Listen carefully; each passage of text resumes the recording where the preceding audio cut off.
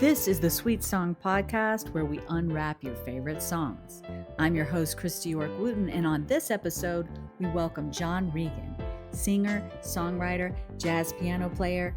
He is going to play something for us live during the podcast, as well as introduce us to the first listen of his new single, Every Time You Walk Away. Hi, everyone, and welcome to the Sweet Song Podcast. I'm Kristi York Wooten, and I'm thrilled today to have my very good friend and amazing musician, Jon Regen, here with me to probably make me laugh for however long we can go. I will try. So welcome, Jon. How are you? I'm good. Kristi. So fun to be on your new podcast. You look like you're very happy because I understand you just welcomed a dog to the family. Yeah, well, they say you can't teach an old dog new tricks, but you could teach an old piano player new dog. I have two young kids, and we lost a cat recently, as emblazoned and memorized on my new tour T-shirt. And we went looking for a potential new cat and ended up with a large dog. Never say never. So it's a learning experience, but we have a happy, hairy household at the moment. Has the dog heard any piano sounds yet? Because sometimes that is interesting for them if they've never heard. She's sleeping, so I'll let you know. I'll let you know about that.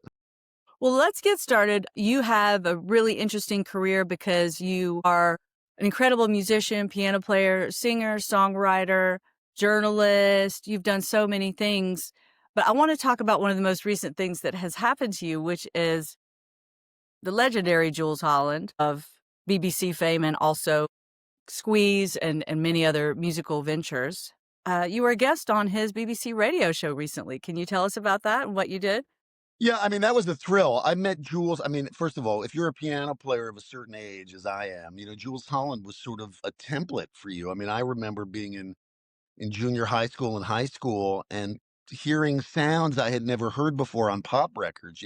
His piano solo on Pulling Muscles from the Shell was like, if you could play that, you were a cool cat, no pun intended. So the fact that all these years later, I met him about 10 years ago, probably 2017, right after my first son was born. I did a cover story on him for Keyboard Magazine. He was playing in town at the Blue Note on a rare New York appearance. And we just became friendly. I mean, he's such a hero of mine. And we just stayed in touch over the years. I would send him text messages about piano things or, we would just send ideas back and forth. He was always so terrific to me. And when I had my last album out, Satisfied Mind, he was one of the first people that said to me, if I still had my radio show, I would play this on it. It's so great. A couple years later, he ended up getting a classical music radio show for the BBC called Earlier on Saturday mornings. And he said to me, if you're ever in town when I'm taping this, I'd love to have you on. And I said, when would you like me to be in town?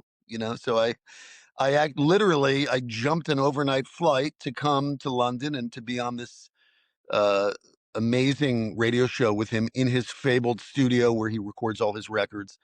And then I jumped a plane back. So I was gone for about 36 hours, but it was a thrill.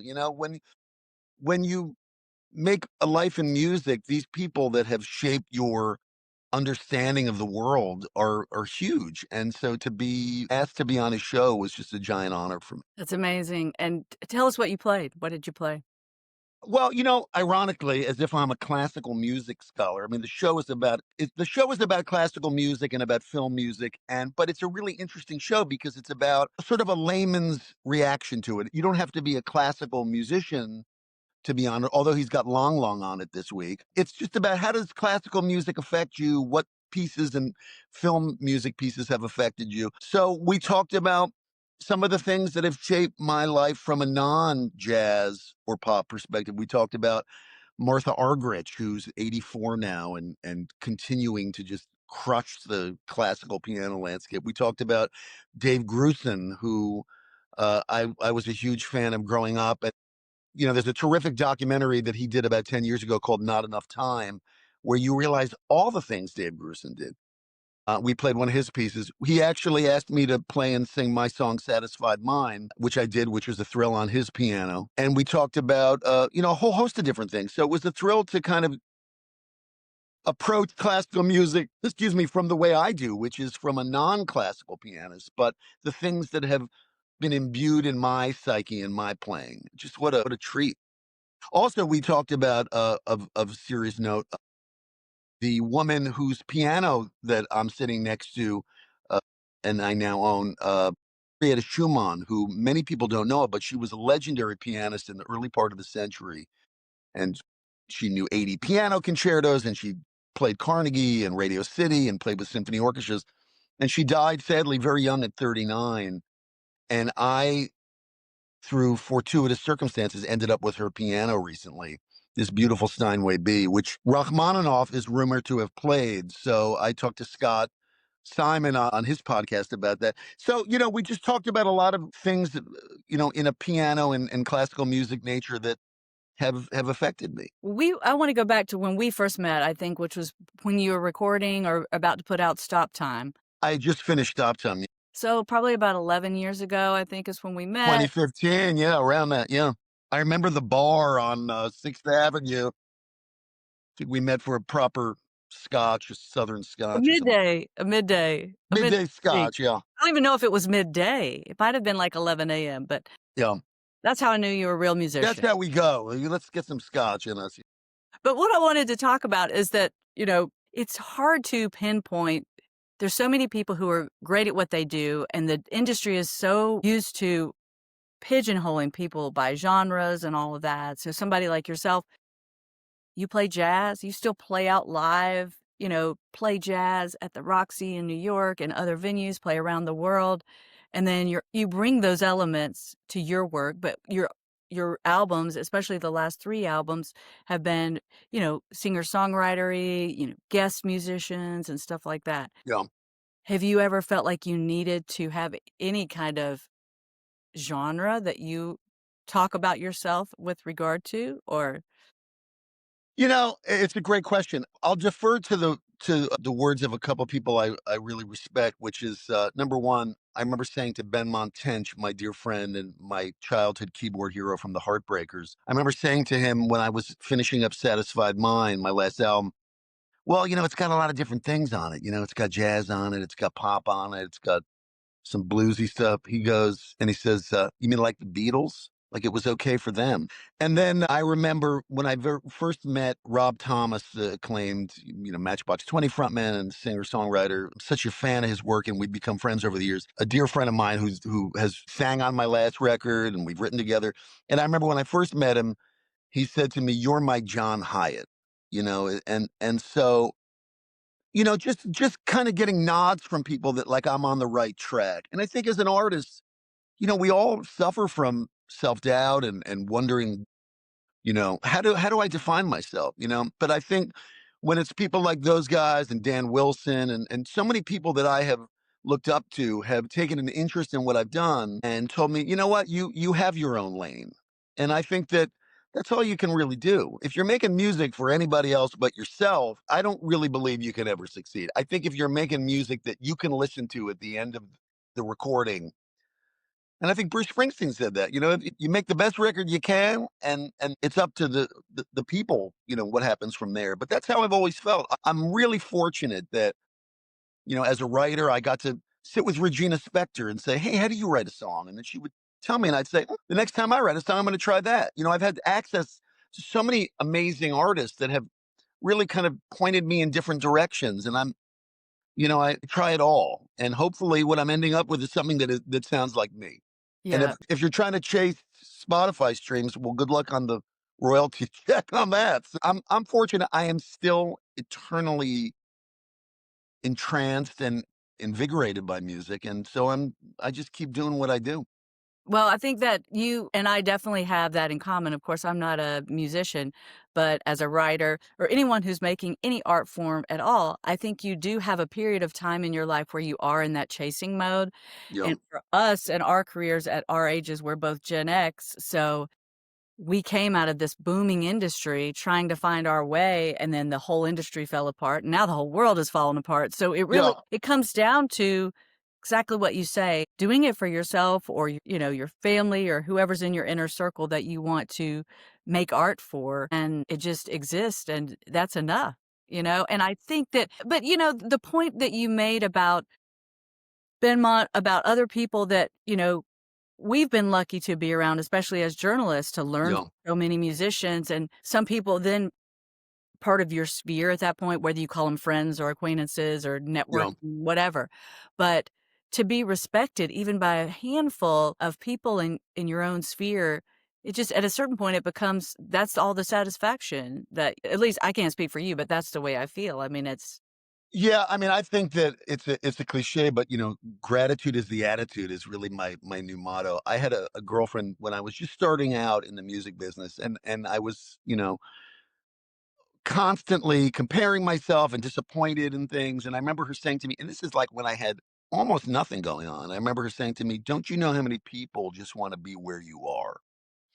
And I remember that, and I think, like, well, where am I? Maybe I'm missing all the good things that are coming my way. And I feel like if you're not grateful for the fact that, you're still making music, you still get to. I had a professor in college who used to say to me, somebody's going to give me a hotel room and a meal to play my guitar. That's enough for me. And I think that I still feel that way. I have the same excitement that I did as a 15-year-old reading, music magazines and checking out new pianos and keyboards and writing songs and being around people that make music. I still feel that way. And I think when you don't feel that way, maybe you open a bakery and get out. But I still feel that way. I've never been a hugely commercial artist, to say the least, but I get to make a living writing about music, playing music, touring the world, sitting next to pianos, and that's enough for me, really. I mean, I sometimes the things that you originally hope for don't come true, but what you get is what you were supposed to get, and I feel really blessed that also I don't have to spend my entire life on the road anymore. I mean, 2015, when you and I met, right after that was when the folks at the Roxy approached me about playing there every week. And that turned into me playing there 3 times a week, which turned into me booking over 100 shows a month for them as their musical director, as their entertainment director. So I feel like I get to be in a lot of different areas of the music business. It's very rewarding. I get to give people gigs, things that few people did for me when I was coming up, and I get to try to book musicians I'm really excited by. I just had Mike Garson from David Bowie's band in, for a night. So, it just what's enough for you? What's enough to make you feel satisfied? If you want to be Sting, I could tell you, doesn't generally happen. I wanted that when I was younger. But if you want to make a living in music, there's so many exciting ways to do it, and I've done a lot of them. And I think that's what's so exciting is like opening yourself up to the possibility. I never thought I would be a journalist. I mean, used to love to write, but it was only Keyboard Magazine did a story on me. They said, "Hey, you have an interesting perspective. Do you want to maybe try to write for us?" Which led to like a thousand pieces that I wrote for them over my 13 plus years, being their editor. So it's all great if you let it be great. If you're trying to be the weekend, you probably won't be, And if that's how you define success, then you haven't succeeded. But I think there's a bigger way to define success. yeah.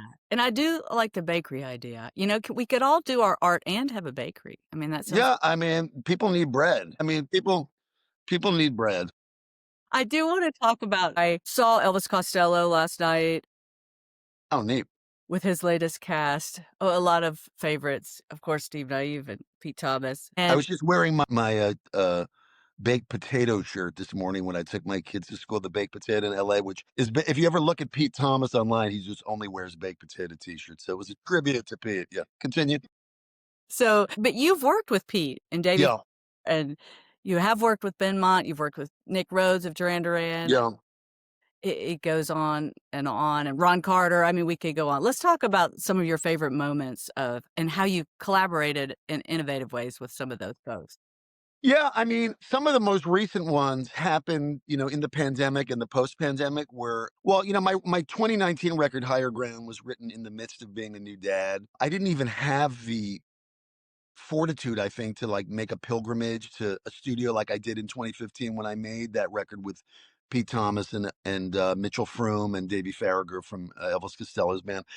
I had almost given up on the idea of making a record at that time because I was a new father and I was really taking that seriously. But then happenstance happened. I met Matt Johnson from Jamiroquai. We met at a Jamiroquai show.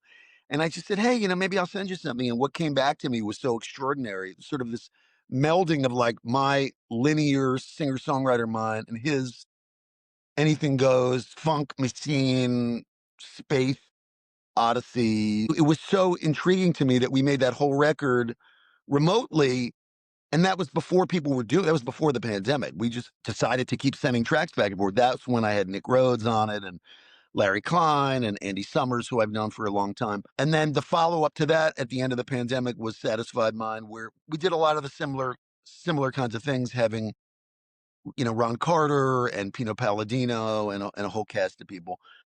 I've just always been a person that's been like you. I remember getting those records as a kid, and when records had credits, and you would say, "Who made these sounds? Where did this happen?" "Oh, this happened at Air Montserrat." "Where is Montserrat? And who are these people? And can I meet these people?" I mean, the world was a far less illuminated place. You didn't. People were shrouded in mystery before the internet. So you would see these names, and you would say, "They're legends to me," and they still are. So a lot of these people I ended up meeting through my work as a journalist. And then I kind of have a big mouth, and I just sort of like, if I want to text somebody or they leave me their phone number, I'm going to text them. That's how a lot of those friendships happen, is just, I think out of the sheer love that I have for a lot of these people's art. I didn't want to hang out at parties with them. I wasn't asking to do stuff like that. I just wanted them to know that like their music changed my gravitational pull. I am the person I am because of hearing Duran Duran's Rio when I was, 12 or 13. The Police, I mean, all those Police records, or, Bruce Hornsby was the guy that put the piano back on the radio when I was a kid. All these people are friends of mine now, but it's not because I want to take selfies with them. It's because I think they know that my lifelong journey has been because of them, and I take it extraordinarily seriously. And when I get a text from Bruce Hornsby, I'm like, I still can't believe it. But we're just like talking about piano nerd stuff. So it's been a thrill. I mean, a lot of people that I've loved my whole life, I get to work with them. I'm making a record right now with Robert DeLeo from Stone Temple Pilots. I think he found me through Ron Carter because Ron Carter had posted some things about me, and Rob is a huge jazz fan. If you've watched the Rick Beato interview with him, you find out that a lot of those Stone Temple Pilots songs started as like bossa novas. And I think Rob found me. He started following me on Instagram, and I was joking with all my friends, like, I think I'm the new jazz pianist in Stone Temple Pilots.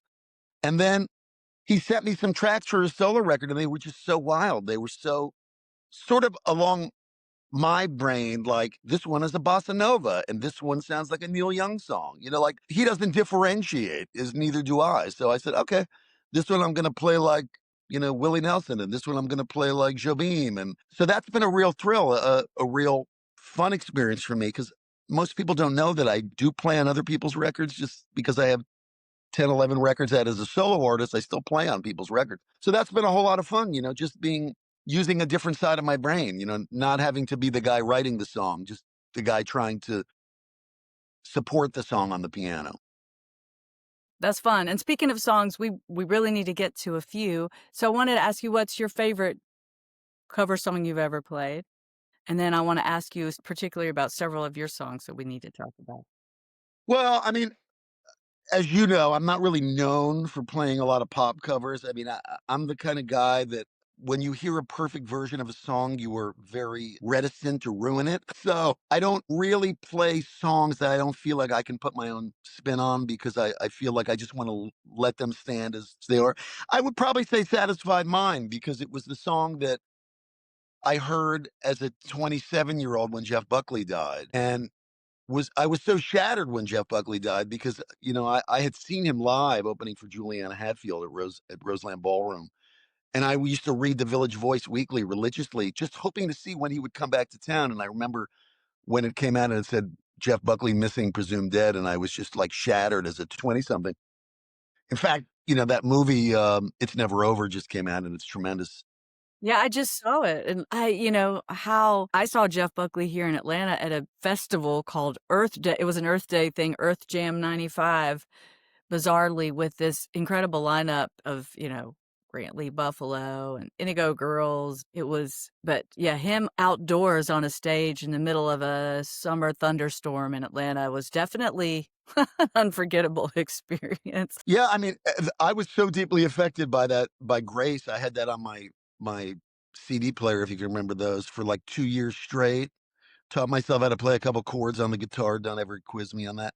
And I was so moved by that that I ended up getting Mary Sear to shoot the cover from my record, Let It Go. She shot the cover of Grace. And I even had Matt Johnson, the drummer, who was his original drummer, play on my record, Let It Go. So I was really like, I was knocked out by him. And so Satisfied Mind, was released posthumously on his record Sketches for My Sweetheart the Drunk.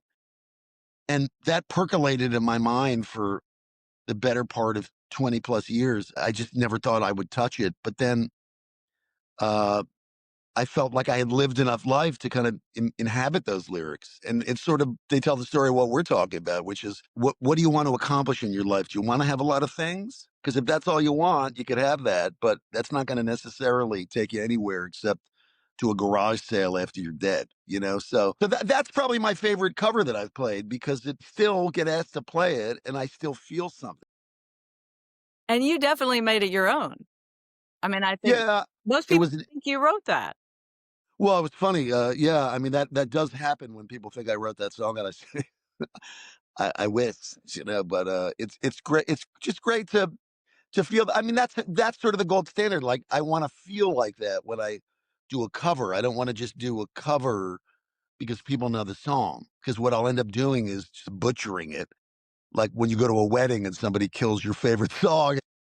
Wow. You wouldn't. But, okay, now let's switch to your songs. I wanna know, parenthood really changed you, I Yeah, think. You think as a musician it did. I know it did. yeah, But how did yeah, it change your writing? Because to me, you sorta captured writing about family life and children in a way that could have been very cheesy, but was not at all, and especially at the time that you're writing the songs because y'all had your kids, bookended kind of like a pandemic era, that whole yeah. period. Tell me a little bit about writing about them. Well, I mean, I could tell you this, and I tell this story when I play live. I went from writing a song called She's Not You, but Tonight She'll Have to Do, to writing a song about how I've had my name in lights and I've had fancy clothes and I've toured the world, but I've never been transfixed by something as beautiful as my son. So I think that's just hopefully that's the journey that you make as a parent. It becomes less about how inebriated and crazy can I get to how do I lay the foundation for somebody else's existence? And I certainly didn't set out to make a record about being a parent. I mean, I was always the guy that was like, oh, now this person is making a children's album. Doesn't that make a lot of sense? But it just sort of came out in the way I was. I mean, I was home with my first son Gabriel. I was home with him while my wife was working. We didn't have him in daycare, and I was watching this kid grow up, and I was just trying. I had always been worried that my writing would dry up if I was happy. I used to play with this singer songwriter named Susan Werner, and I remember she had a quote that emotional bliss is a songwriter's nightmare. And I worried about that, but what I did realize, which is something that somebody like Dan Wilson has always said, and Rob Thomas, especially, these guys that just get up and do the work. It's just about doing the work. If you get up every day and you sit at your piano or your instrument and you do the work, something will be on the paper. You may not like it, but these songs don't write themselves. I mean, maybe a couple breakups will spawn some songs. But so what I learned was that, if you get up and start to write songs, more songs will come. And at the time, I just had this new being in my life, and I wanted to try to come to grips with what I had been before age 47, which was when my first son was born, and that point of time.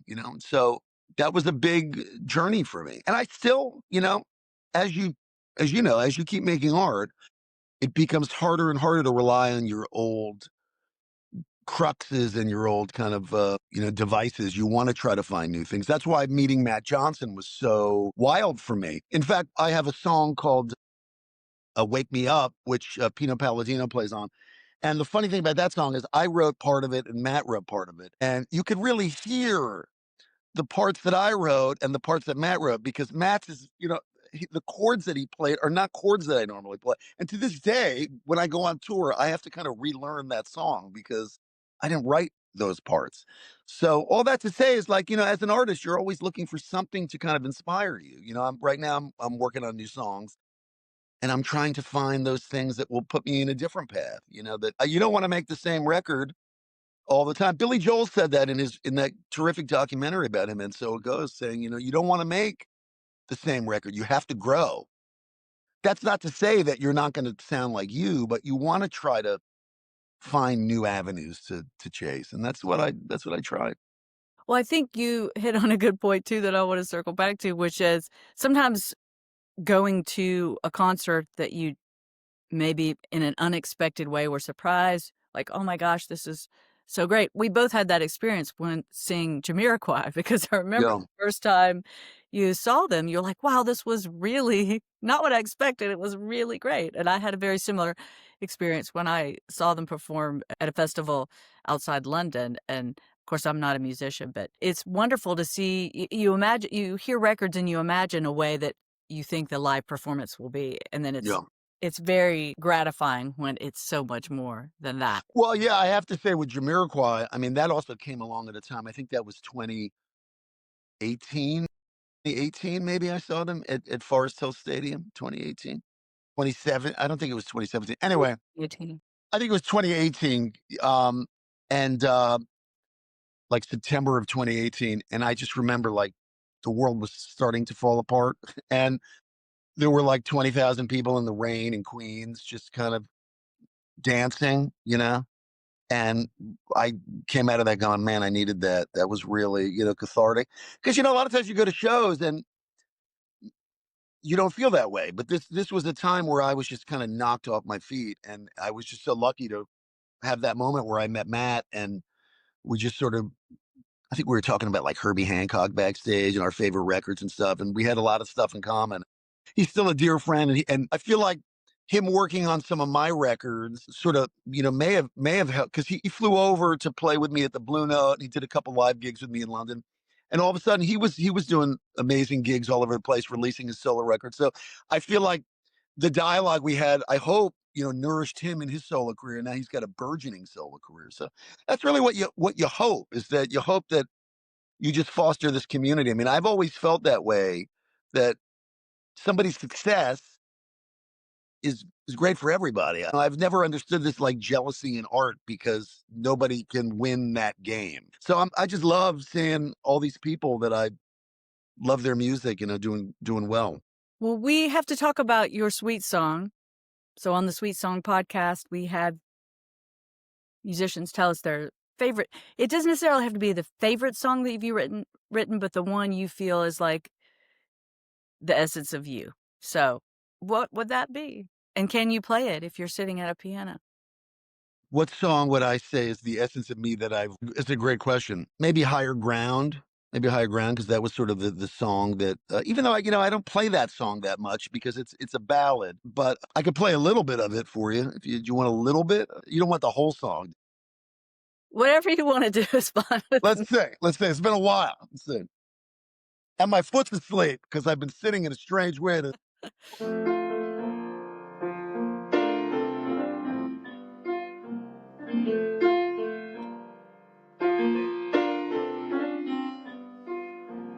I've been young, I've been old, I've been bought, I've been sold.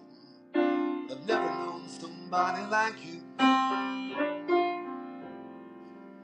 I've been high, I've been low, been the star of the show. But I've never seen a person so true. I was king for a day, then it all went away. But you showed me sometimes lost is really fine.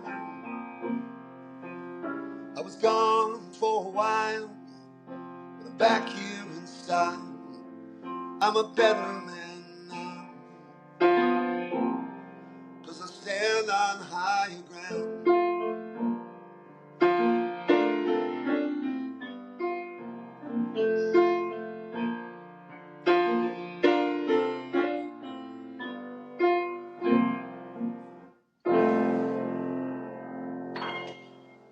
Yay, thank you so much for that. Now, let me assume you own the rights to your own song so we can play it, right? I do own the rights to my own songs. We're safe. That means people get to hear it. I always listen to music podcasts and there's no music ever. Yeah. People can't, and then, some YouTube shows, their record labels will, try to pull their music and sue the person who's hosting those as well. So Yeah. we don't want to have that happen, but I feel safe because I believe that you You do. can play my music. I own it. In fact, I just bought back the rights to Stop Time, in fact, so now I own that one. Good. Yeah. Perfect. Well, It was thank a you. little less than Taylor Swift's $369 million purchase, but it cost some money.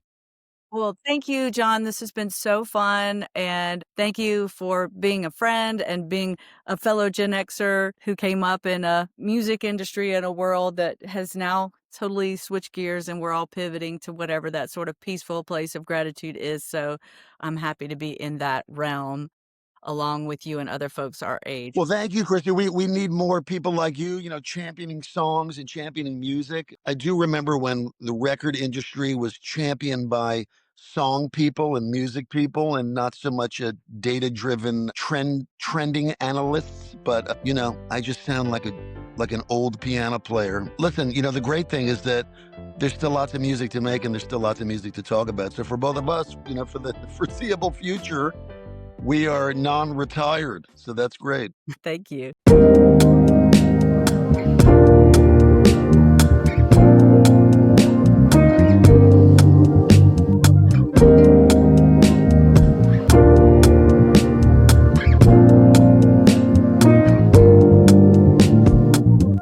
Every time you walk away,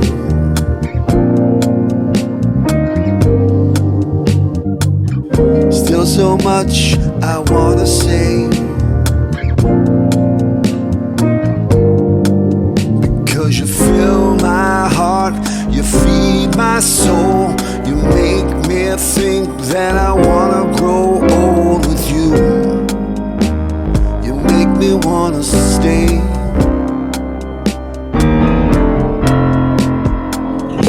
Every time you walk away,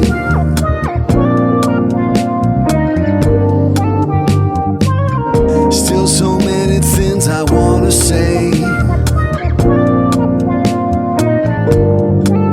because hey, think of where we started.